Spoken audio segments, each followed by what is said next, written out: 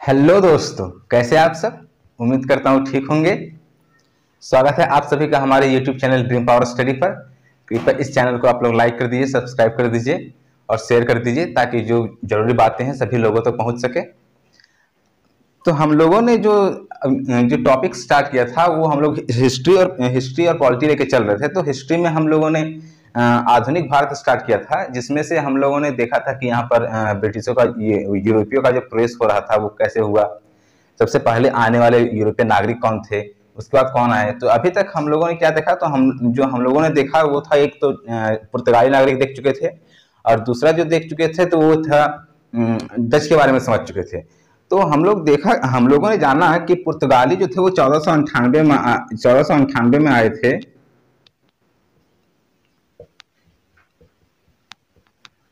1498 में, और जो डच जो थे वो आए थे 1596 में।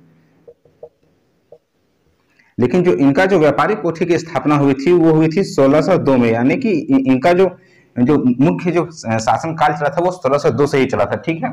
तो अब हम लोग जो एक नया यूरोपियन नागरिक देखने का प्रयास करेंगे, तो उसमें से हम लोग देखेंगे अंग्रेजी ईस्ट इंडिया कंपनी। तो अंग्रेजी ईस्ट इंडिया कंपनी, जैसा कि हम लोग जानते हैं, जो हमारा जो भारत जो था, गुलाम जो था, तो वो किसका गुलाम था। तो जो मैक्सिमम ड्यूरेशन तक जो गुलाम रहा वो अंग्रेजों का ही गुलाम रहा। तो सबसे पहले हम लोग देखने का प्रयास करेंगे कि अंग्रेज लोग यहाँ पे आए क्यों, सबसे पहला आने वाला कौन था, उन्होंने क्या क्या किया, यहाँ पे किस रूप में आए थे, उसके बाद धीरे धीरे यहाँ पर सत्ता स्थापित जमाना चालू किए, तो क्या क्या उस क्रम में क्या क्या हुआ, ये सब देखना हम लोग शुरू करते हैं। तो आइए आज हम लोग पढ़ते हैं क्या, अंग्रेज, ब्रिटिश नागरिक।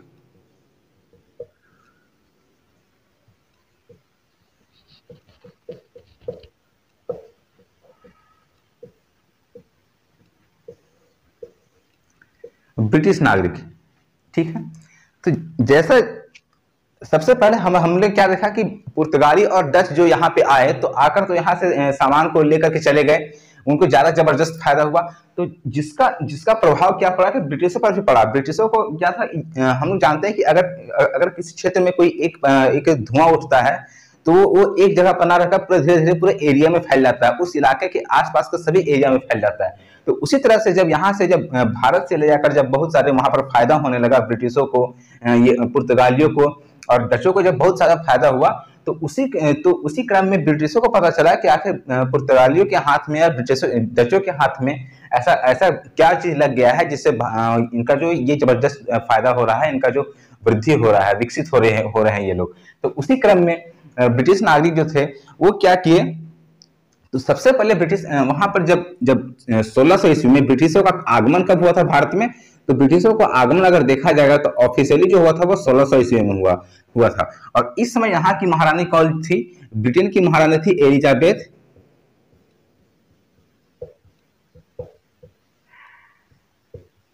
एलिजाबेथ फर्स्ट थी। तो सबसे पहले वहां हम बोल सकते हैं कि ब्रिटिश में क्या था, तो ब्रिटिश में राजशाही शासन था। राजशाही मतलब वहां पर एक गणतंत्र ना होकर, एक संविधान ना होकर, किसी एक राजा के द्वारा या किसी एक मुख्य व्यक्ति के द्वारा शासन चलाया जा रहा था। तो उसी समय 1600 में जो वहां की रानी जी थी वो कौन थी, एलिजाबेथ प्रथम थी। तो एलिजाबेथ प्रथम के द्वारा ब्रिटिशों ने क्या किया, ब्रिटिश नागरिकों ने जाके वहां पर क्या किया, इससे क्या हुआ, अधिकार मांगा, या इसके पास जाकर बात रखे कि हम लोगों को कुछ ऐसा अधिकार दीजिए ताकि जाकर हम लोग कहां पर भारत में क्या कर सके, व्यापार कर सके।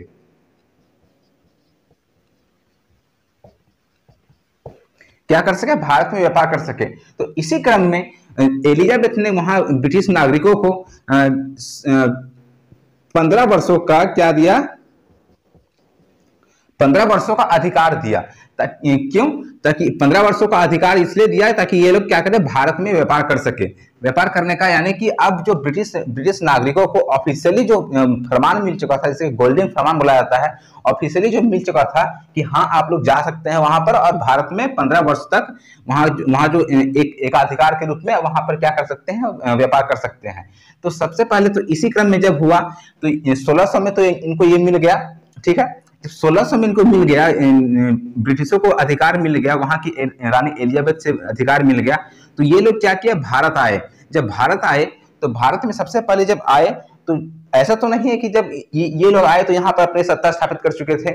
अब इन लोगों ने क्या किया कि यहाँ की स्थिति को समझा, यहाँ की भौगोलिक दशाएं को समझने का प्रयास किया। तो उसी क्रम में धीरे धीरे यहाँ के जब डच, फिर इनसे पहले जो यहाँ के डच आए थे, इनसे पहले जहाँ पर पुर्तगाली आए थे, उनके उनके भाव भाव को देखने का कोशिश की कि वे लोग कैसे यहाँ पर अपना जो शासन सत्ता चला रहे थे, कैसे धीरे धीरे अपना विकास की प्रक्रिया को आगे बढ़ाने लगे। तो उसी क्रम में धीरे धीरे इन लोगों ने क्या किया, तो यहाँ इनको ये पता चली कि अगर हम वहां का जो शासक है, वहां का जो वास्तविक शासक है, यानी कि भारत का उसमें जो वास्तविक शासक था, अगर उससे हमारा संपर्क हो जाए, उससे हमको कुछ अधिकार प्राप्त हो जाए ताकि हम वहां के क्षेत्रों में व्यापार कर सके, तो जाहिर सी बात है कि धीरे धीरे ये लोग अपना एरिया जो है, व्यापारिक एरिया, वो बढ़ाना चालू कर देंगे। तो उसी क्रम में हम लोग जानते हैं कि 1600 में जो था भारत में, तो भारत का शासक उसमें कौन था, तो मुगल बादशाह था, कौन, जहांगीर।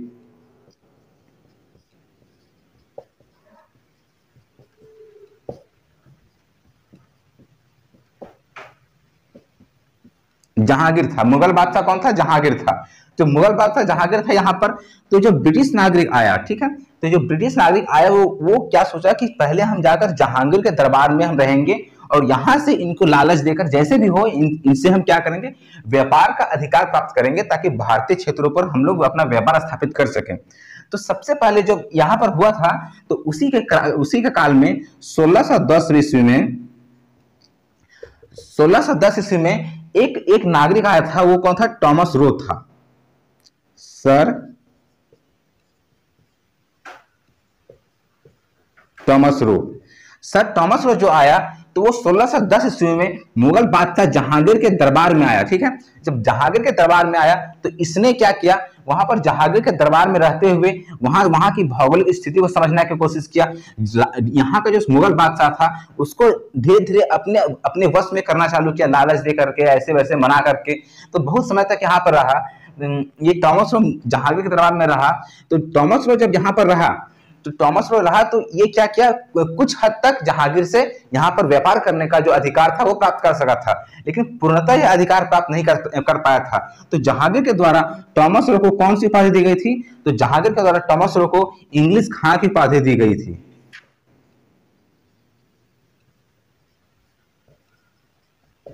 कौन सी उपाधि, जहांगीर के द्वारा सर टॉमस रो को इंग्लिश खां की उपाधि प्रदान की गई थी, तब जैसे ही यह 1610 में आया और फिर कुछ समय तक यहाँ पर रहा, तो यहाँ से क्या किया, भारत का जो स्थिति था उसको पता करके जब ये देखा कि हम पूरी तरह से सक्षम नहीं हो पा रहे हैं भारत में व्यापार का अधिकार प्राप्त करने के लिए, तो इसने यहाँ से जितना भी हो सका, इससे हम जानते हैं कि अगर हम कहीं पे कुछ स्थापित करना चाहते हैं, कोई व्यापार स्थापित करना चाहते हैं, तो अगर हम उस क्षेत्र के लिए कामयाब नहीं हो पा रहे हैं, तो हम क्या करते हैं कि चलो कोई ठीक नहीं, जो मेरे बाद जो आने वाला है उसके लिए हम क्या करते हैं, एक रास्ता का निर्माण करते हैं। जैसे पुर्तगालियों ने क्या किया, वास्को डी गामा ने सबसे पहले एक समुद्री रास्ता का खोज किया, उसका फिर और आए तो उसने क्या किया, व्यापारिक कोठी की स्थापना की। जब व्यापारिक कोठी का स्थापना हो गया तो यहाँ आकर फिर अपना मुख्यालय स्थापित किए। मुख्यालय स्थापित करने के बाद व्यापार धीरे धीरे बढ़ाने लगे। तो उसी तरह से सर टॉमस रो जो थे, वो सर टॉमस रो क्या किए, अंग्रेजों के लिए भारत में व्यापार करने का जो मार्ग प्रशस्त करने का इससे आता है, टॉमस रो को आता है। तो इन्होंने टॉमस रो जो था जहांगीर के दरबार में रहकर यहाँ से कुछ अधिकार लेकर के चला गया, आपने कहाँ पर, इंग्लैंड चला गया। ठीक है, ब्रिटिश नागरिक ब्रिटेन चला गया। अब क्या हुआ, जब ये यहाँ पर चला गया तो फिर उसके बाद फिर 1615 में कौन, तो 1615 में जब ये चला गया, ब्रिटेन चला गया, तो जब ब्रिटेन चला गया, यहाँ पर से टॉमस रो चला गया, तो फिर देखा कि वहां की रानी ने देखी क्या थी कि ये जो था वो उतना सक्षम नहीं हो पाया था, उतना वहां पर तो गया था अधिकार प्राप्त करने के लिए, लेकिन ये अधिकार प्राप्त न करके वहां से कुछ भौगोलिक दशाओं को, वहां की स्थिति को, वहां को कैसे हम यहाँ पर अपना सत्ता स्थापित कर सकते हैं, कैसे इन शासकों को तोड़ सकते हैं। तो इनको एक चीज पता चल गया था कि अगर भारतीय लोग क्या है, बहुत लालची थे उस टाइम, तो अगर हम किसी प्रकार से इन मुगल बादशाहों को लालच के अंदर फंसा सके तो क्या है कि हम वहां पर अपना जो व्यापारिक सत्ता है उसको स्थापित कर सकते हैं धीरे धीरे। तो उसी के क्रम में फिर 1615 में जो ब्रिटिश नागरिक आने वाला था वो कौन था, तो 1615 में जो आया था वो था कैप्टन हॉकिंस।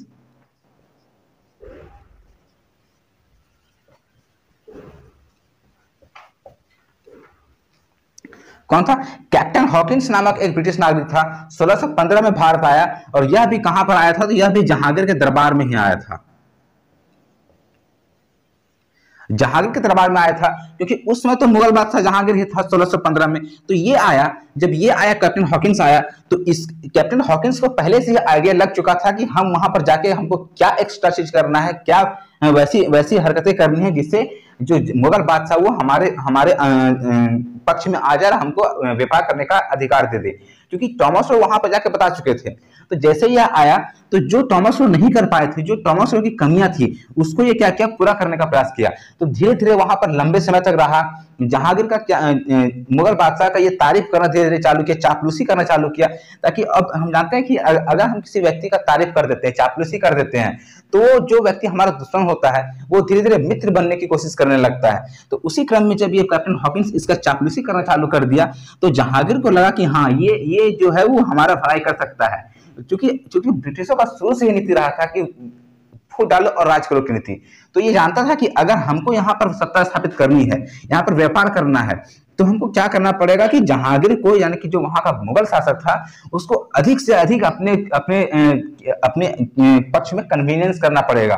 तो इसी क्रम में इसने कैप्टन हॉकिंस ने यहाँ पर रहा, बहुत लंबे समय तक यहाँ पर रहा, जहांगीर दरबार में रहा, और लगभग 10 से 15 सालों के बाद इसने क्या किया, वहां पर भारत में व्यापार करने का अधिकार जो था वह जहांगीर से प्राप्त कर लिया।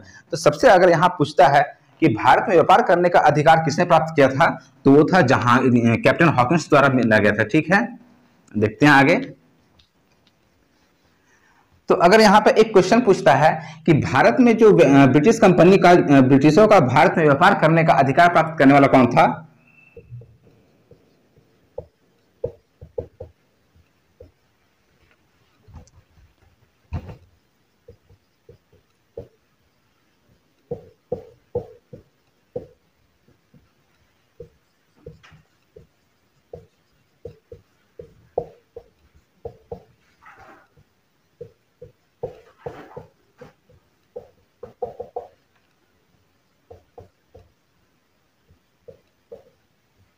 कौन था? तो भारत में ब्रिटिशों का व्यापार करने का अधिकार प्राप्त करने वाला कैप्टन हॉकिंस था। ठीक है, ये आ गया। अगर क्वेश्चन पूछता है कि सबसे पहला ब्रिटिश नागरिक कौन था जो भारत में आया था, तो वो था टॉमस रो आया था। और कौन किसके अधिकार से आई थी, तो वहां पर रानी जो थी एलिजाबेथ प्रथम थी, उसने ब्रिटिशों को 15 वर्षों का एक अधिकार दिया था कि 15 वर्ष के लिए आप जाकर भारत में व्यापार कर सकते हैं। ठीक है, यहां तक तो समझने में कोई दिक्कत नहीं हुई, यहां तक देख लीजिए आप लोग। तो हम लोगों ने देखा कि भारत में व्यापार करने का जो अधिकार प्राप्त करने वाला कौन था, तो वो सबसे पहले तो आया था हॉकिंस। 1609 में हॉकिंस आया, लेकिन ये सक्षम नहीं हो पाया था। तो जो सबसे वास्तविक रूप से जो व्यापार का अधिकार प्राप्त किया था वो था टॉमस रो। ठीक है, टॉमस रो ने क्या किया, जहांगीर से बोला कि हमको आप अधिकार दीजिए, लेकिन उस समय क्या था कि पुर्तगालियों का जो वर्चस्व था इस क्षेत्र में वो बहुत अच्छी तरह से पकड़े हुए थे, जिसके कारण जहांगीर जो था वो क्या किया, हम जानते हैं कि अगर जहांगीर पुर्तगालियों के साथ यहाँ पर व्यापार कर रहा था तो उन दोनों के बीच में कुछ समझौता हुए होंगे। तो इसी समझौता से विवश होकर जहांगीर ने अंग्रेजों को क्या किया, अधिकार देने से मना कर दिया। लेकिन जब ये टॉमस रो आया तो धीरे धीरे इसने फिर क्या किया, अंग्रेजों का वर्चस्व जो था वो धीरे स्थापित करने का प्रयास किया, अंग्रेजों से लड़ाइयां लड़ने का प्रयास किया। उसके बाद फिर जो नेक्स्ट नागरिक आया था वो था कैप्टन मिल्टन।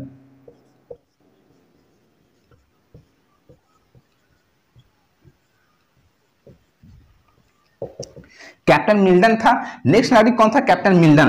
कैप्टन मिल्टन जब आया तो क्या किया, कैप्टन मिल्टन के आने से ये तो सबसे पहले जो आने वाला था हॉकिंस, उसके बाद टॉमस रो।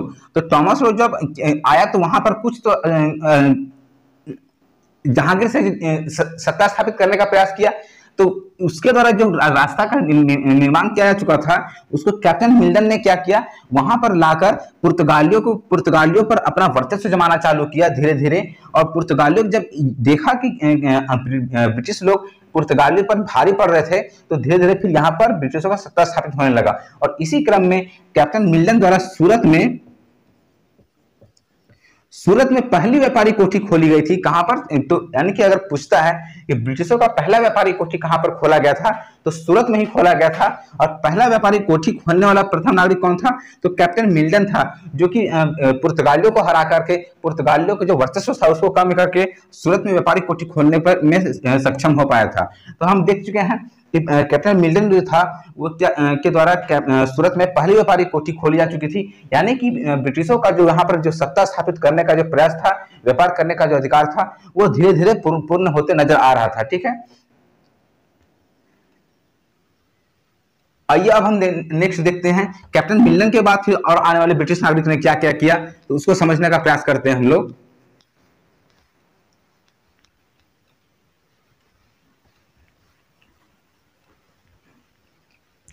अब हमने देखा कि ब्रिटिशों का तो सत्ता स्थानांतरण यहाँ पर हो चुका था।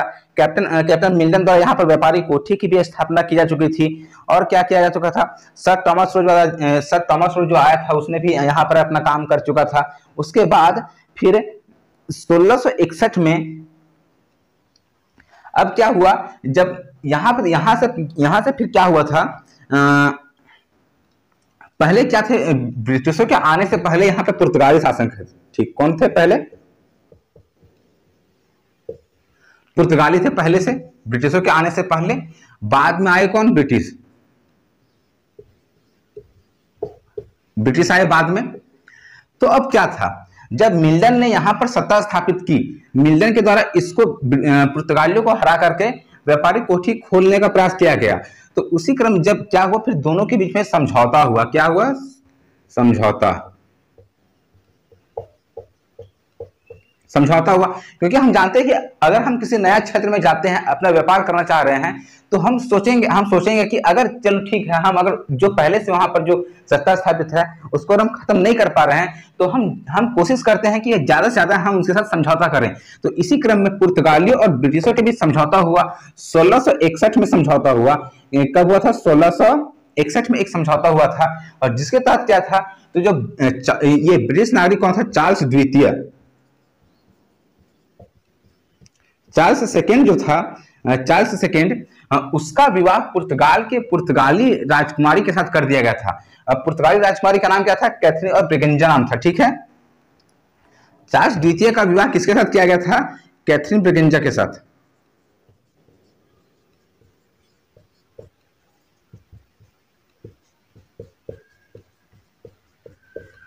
कैथरीन ब्रिगेंजा के साथ, जो कि पुर्तगाली राजकुमारी थी। ये चार्ल्स द्वितीय का और कैथरीन ब्रिगेंजा का शादी कर दिया गया। ठीक है, कब, 1661 में। तो जब चार्ल्स द्वितीय का शादी हो गया कैथरीन ब्रिगेंजा से, तो इसने भी क्या किया, जो पुर्तगाली लोग थे, हम जानते हैं कि शादी शुरू से ही, अभी से नहीं, शुरू से ही शादी जब हम किसी से करते हैं तो उसमें क्या है, कुछ क्षेत्र देने का या कुछ दहेज प्रथा का प्रचलन बहुत तेजी से था पहले। लेकिन जब ये दहेज ना लेके अब क्या किया, पुर्तगालियों द्वारा जो उसमें जो शासित राज्य था वो कौन था, बॉम्बे। तो बॉम्बे को क्या किया ये लोग, पुर्तगालियों ने बॉम्बे को ब्रिटिशों को दे दिया। बॉम्बे को ब्रिटिशों को दे दिया दहेज के रूप में। किसको, चार्ल्स द्वितीय को दहेज के रूप में दे दिया था। चार्ल्स द्वितीय को दहेज के रूप में बॉम्बे को दे दिया था। कब, 1661 में, जब पुर्तगाली राजकुमारी कैथरीन और ब्रिगेंजा और ब्रिटिश राजकुमार चार्ल्स द्वितीय का शादी हुआ था। तो अब जब यहाँ पे बॉम्बे मिल गया, 1661 में बॉम्बे पर अधिकार स्थापित हो गया था। जो हम जानते हैं कि बॉम्बे जो है वो भारत का एक व्यापारिक नगरी के रूप में बनकर उभरा शुरू से ही। यानी कि बॉम्बे पर जिसका अधिकार स्थापित हो गया वो बहुत हद तक भारत में जो व्यापारिक गतिविधियां उसको कंट्रोल करने में सक्षम हो गया था। तो जब बॉम्बे पर अधिकार स्थापित हो गया, और पहले तो सूरत पर अधिकार स्थापित कर चुके थे, तो सूरत भी मुख्य नगर, जैसे सूरत हो गया, बॉम्बे हो गया, यहाँ पर अधिकार स्थापित करने के चक्कर में उसके बाद जो ब्रिटिशों का जो सत्ता स्थापित हो चुका था धीरे धीरे, अब उन लोगों ने क्या किया, यहाँ से जब पुर्तगाली धीरे धीरे वापस आने लगे, तो ब्रिटिश लोग जो थे वो धीरे धीरे अपना विस्तार करना चालू कर दिए। अपना जो व्यापार करने का जो उद्देश्य था वो धीरे धीरे करना चालू कर दिए। तो व्यापारिक गतिविधियां इन लोगों का चालू हो गई थी। तो धीरे धीरे फिर यहाँ की कमजोरी का फायदा उठाकर, यहाँ की स्थिति को समझकर इन्होंने लोगों को अपने पक्ष में करना चालू किया। यहाँ के शासकों को लालच देकर के उनके बीच में जो आपसी एकता थी उसको तोड़ना चालू किया। और इसी प्रकार से हम ब्रिटिश नागरिकों का जो आगमन है उसको समझ सकते हैं, समझे और देखे कि अभी तक इन्होंने क्या क्या किया था, कैसे कैसे कैसे भारत पर अधिकार करने का ये जो इनका स्टार्ट हुआ था, जर्नी जो चालू किए थे वो कैसे किए थे। ठीक है, तो आज का अगर क्लास आप लोगों को अच्छा लगा होगा तो कृपया मेरे चैनल को लाइक कर दीजिएगा, सब्सक्राइब कर दीजिएगा और कमेंट कर दीजिए ताकि अपनी गलतियों को सुधार सके। थैंक यू, धन्यवाद।